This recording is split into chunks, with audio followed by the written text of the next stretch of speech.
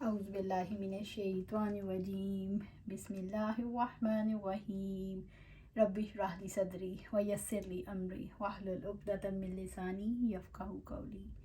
آج ہم دیکھیں گے رسول علیہ السلام ہمارے محسن، کس طرح وہ ہمارے محسن تھے۔ ہم دیکھتے ہیں سورۃ بقرہ میں اللہ سبحانہ تعالیٰ بیان فرماتی ہے، تِلْکَ آیاتُ اللہِ نَتْلُوهَا عَلَيْکَ بِالْحَقِّ وَإِنَّکَ لَمِنَ الْمُرْسَلِینَ تِلْکَ الرُّسُلُ فَضَّلْنَا بَعْضَهُمْ عَلَى بَعْضٍ۔ سورۃ بقرہ آیا 252 اور 253۔ یہ اللہ تعالیٰ کی آیات ہیں جو ہم ٹھیک ٹھیک آپ کو سنا رہے ہیں، اور اے محمد صلی اللہ علیہ وآلہ وسلم، تم یقیناً ان لوگوں میں سے ہو جو رسول بنا کر بھیجے گئے۔ یہ رسول جو ہماری طرف سے انسانوں کی ہدایت پر مامور ہوئے، ہم نے ان کو ایک دوسرے سے بڑھ چڑھ کر مرتبے عطا کیے۔ ان آیات سے ہمیں پتہ چلتا ہے کہ انسانی زندگی کی رہنمائی کے لیے مختلف ادوار میں رسول اپنا ایک محض کردار ادا کرتے رہے، مخصوص کردار ادا کرتے رہے۔ آج ہمارے سامنے یہ سوال انتہائی اہمیت کا حامل ہے کہ رسول کون تھے۔ جن رسولوں کا تذکرہ قرآن حکیم میں آیا ان کے نام تو ہم جانتے ہیں، لیکن ان کے کاموں سے صرف اس حد تک واقف ہیں کہ ان پر کتابیں اترتی رہیں اور کتاب کی تعلیم دیتے رہے۔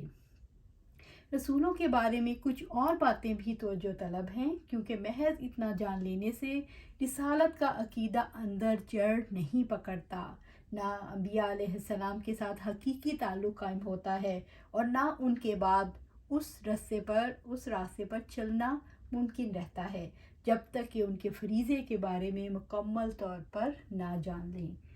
رسولوں کے انتخاب کے پیچھے اللہ رب العزت کا مطلوبہ معیار کیا تھا؟ رسول اپنی زندگی میں کیا کام کرتے رہے؟ انسانیت کے لیے آخر رسالت کے طریقہ کار ہی کو رب نے کیوں پسند کیا؟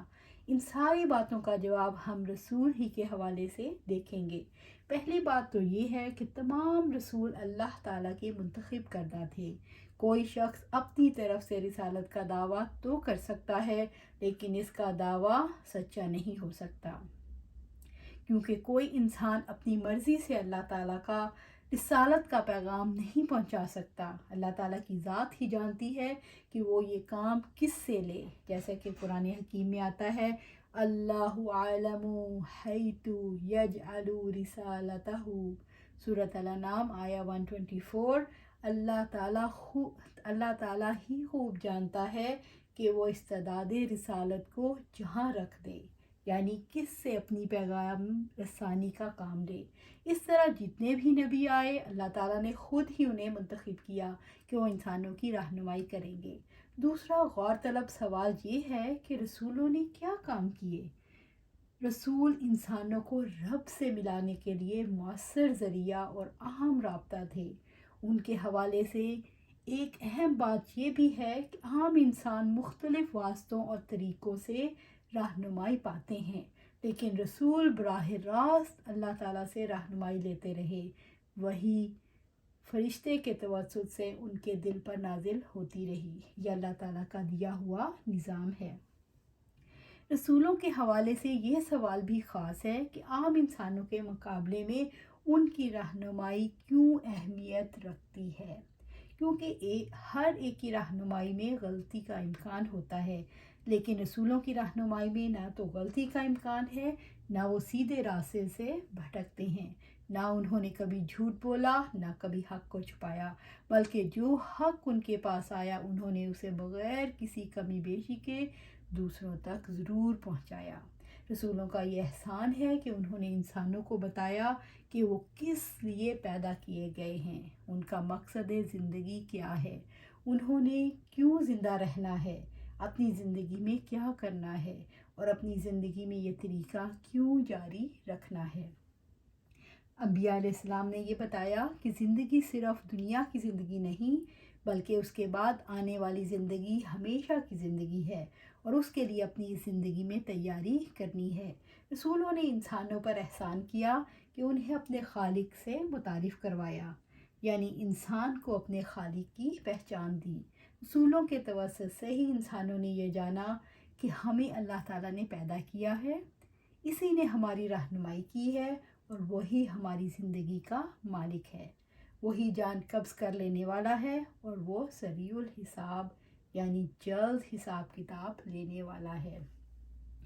رسولوں نے انسان کو اس کائنات کی حقیقت بتائی اور کائنات میں اس کی حیثیت سمجھائی۔ اگر یہ بات غیر اہم محسوس ہوتی ہے تو ذرا دوسرے مذاہب سے موازنہ کر کے دیکھیں کہ دنیا میں جتنے بھی رہنمائی کرنے والے مذاہب ہیں وہ کیسے عجیب تصورات دیتے ہیں۔ مثلاً کہیں انسان ایک ناگ کے آگے ہاتھ باندھ کر کھڑا ہے، کہیں ایک سورج کے آگے سجدہ ریز ہے، کہیں چاند کے آگے اپنا ناک رگڑ رہا ہے، کہیں کسی شیر کے آگے، کہیں آگ کے آگے اور کہیں مختلف مظاہر قدرت کے آگے۔ جہاں بھی انسان کسی مخلوق کے آگے جھکا ہوا ہے وہ دراصل اس کے شر سے بچنا چاہتا ہے یا اس سے کوئی فائدہ حاصل کرنا چاہتا ہے۔ ایک انسان کا یہ رویہ ہمیں سوچنے پر مجبور کرتا ہے، کائنات میں اس کی حیثیت کیا ہے؟ کیا وہ ہر چیز کے آگے یوں ہی سر جھکاتا رہے گا یا اسے ان چیزوں کو محض اپنی ضروریات کے لیے استعمال کرنا ہے اور صرف اپنے مالک کے آگے جھکنا ہے؟ چنانچہ انسان کے لیے اپنی حیثیت کو پہچاننا ضروری ہے۔ رسولوں نے انسان کو اس کی یہی حیثیت سمجھائی ہے۔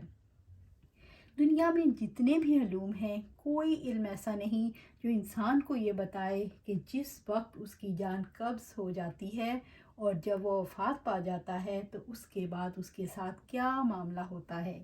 انسان اپنی ناقص عقل سے صرف یہ اندازہ لگاتا ہے کہ مرنے کے بعد اس کا وجود مٹی ہو جاتا ہے، اس کی ہڈیاں بھی خاک میں مل جاتی ہیں اور اس کے بعد پھر کوئی زندگی نہیں۔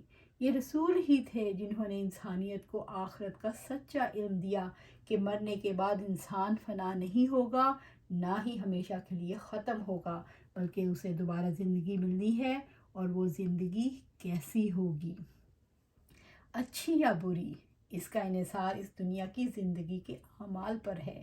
یہ سچا علم ہمیں رسولوں نے دیا۔ ایک لمحے کے لیے دین کی تعلیمات کو الگ رکھ کر ذرا اپنی عقل سے سوچ کر دیکھیں، موت کے بعد زندگی کے بارے میں سوچیں۔ کوئی سوچ کسی راستے سے آ ہی نہیں سکتی۔ یہ رسولوں کا بہت بڑا احسان ہے کہ ہم ان کے بتانے پر اس زندگی کے بعد آنے والی زندگی کو اپنے تصور میں لا سکے۔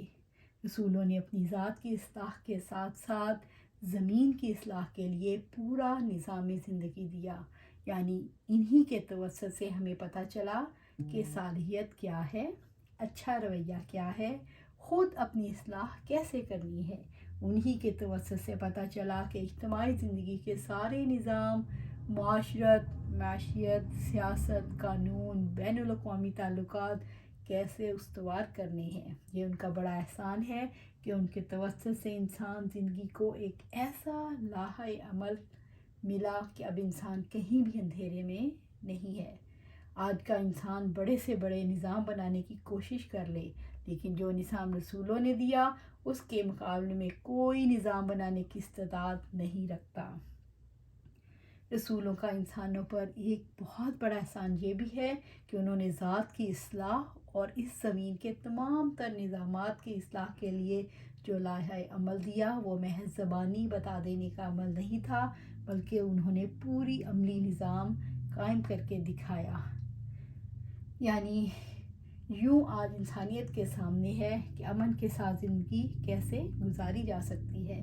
وہ پورا نظام جو تمام رسولوں سے ہوتا ہوا آخری رسول محمد صلی اللہ علیہ وآلہ وسلم کے توسط سے ہمیں ملا، اس رہنمائی کے بغیر ہم نظروں سے اوجھل اپنے آخری انجام کی حقیقت کو محض اپنی عقل کی بنیاد پر نہیں سمجھ سکتے۔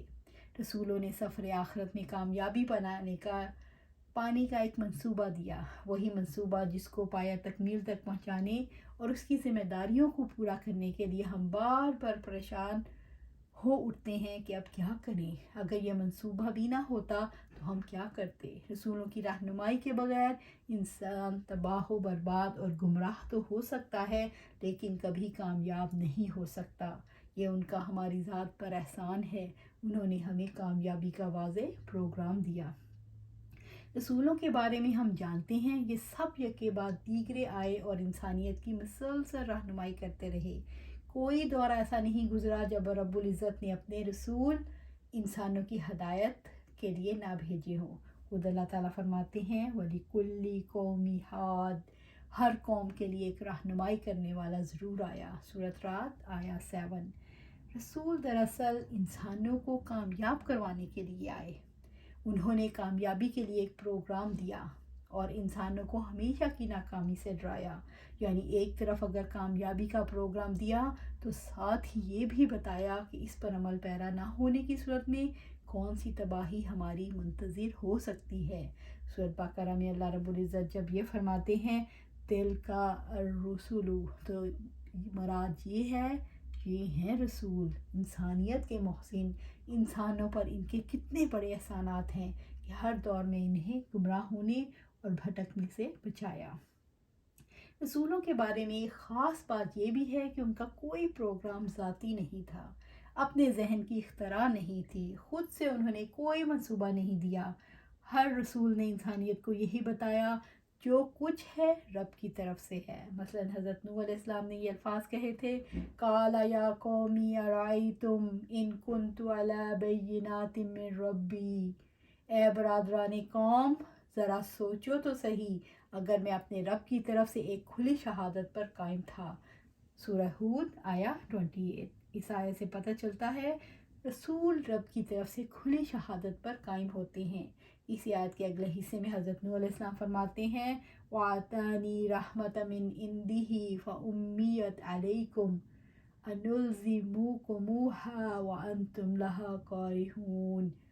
سورۃ ہود آیا 28. پھر اس نے مجھ کو اپنی خاص رحمت سے بھی نوازا مگر وہ تم کو نظر نہ آئی، تو آخر ہمارے پاس کیا ذریعہ ہے تم ماننا نہ چاہو اور ہم زبردستی اس کو تمہارے سر پر چپکا دیں.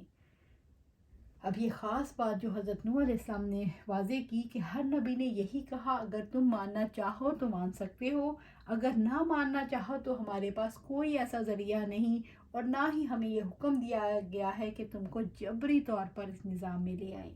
اس طرح سے حضرت صالح کے الفاظ بھی ہمیں سے بات یہی پتہ چلتی ہے. انشاءاللہ اس کو ہم کل دیکھیں گے. یہی آج کا کو ختم کرتے ہیں اور اللہ سبحانہ تعالیٰ سے دعا کرتے ہیں کہ اللہ سبحانہ تعالیٰ ہمیں قرآن و سنت پر عمل کرنے کی توفیق عطا فرمائے، اللہ سے جڑ جانے کی توفیق عطا فرمائے. اللہ کو ڈھونڈیں، اللہ سے رابطہ جوڑیں، اللہ سے جڑیں، کیونکہ آپ کا اگر سیل فون کو دیکھیں اس کے سگنل نہ ہو تو آپ کا کوئی رابطہ ہے؟ آپ کچھ کر سکتی ہیں؟ وہ ڈیڈ ہے، کچھ نہیں وہ کر سکتا. آپ کوئی ایپ نہیں کھول سکتے. تو آپ کیوں سمجھتے ہیں کہ آپ انسان ہم اللہ سے رابطے کے بغیر کوئی کام کر سکتے ہیں، ہم آخرت کما سکتے ہیں؟ نہیں ہو سکتا. تو ہمیں یہ بہت ضروری ہے کہ ہم اپنا رابطہ اللہ کے ساتھ جوڑیں ہر شعبے میں، ہر طرح سے، کہ ہر وقت جب بھی ہم پکاریں اللہ کو پکاریں اور اس کے سگنل دیکھیں کہ کتنے ہیں، روز ان سگنل میں اضافہ فرماتے رہیں. آمین یا رب العالمین.